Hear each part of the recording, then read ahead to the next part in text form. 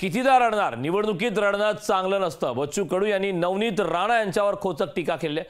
नवनीत राणा उमेदवारीसाठी लढतात ही दुर्दैवी गोष्ट आहे. नवनीत राणांच्या रडण्यावर बच्चू कडू यांनी खिल्ली उडवली आहे. उमेदवारी अर्ज दाखल करण्यापूर्वी सभेत भाजप उमेदवार व खासदार नवनीत राणा यांचे अश्रू अनावर झाले होते. यावर बच्चू कडू यांनी नवनीत राणा यांच्यावर टीका करत त्यांची खिल्ली उडवली.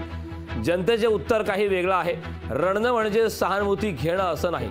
ती सहानुभूती आता संपली आहे. निवडणुकीत रडणं आता चांगलं नाही. तुम्ही सामान्य लोकांसाठी रडले असते तर आम्हाला क्यू आली असती, पण तुम्ही तुमच्या उमेदवारीसाठी रडत आहात ही दुर्दैवी गोष्ट आहे, अशी टीका बच्चू कडू यांनी केली.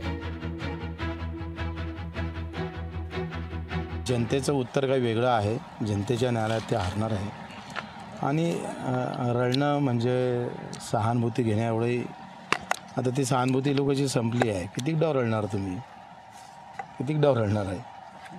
आणि निवडणुकीत रडणं चांगलं नसते. तुम्ही सामान्य लोकांसाठी रडले असते तर कदाचित आम्हाला त्याची थोडीशी क्यू तरी वाटली असते. तुम्ही तुमच्या उमेदवारासाठी लढताय, ह्याच मोठा दुर्दैवी गोष्ट आहे.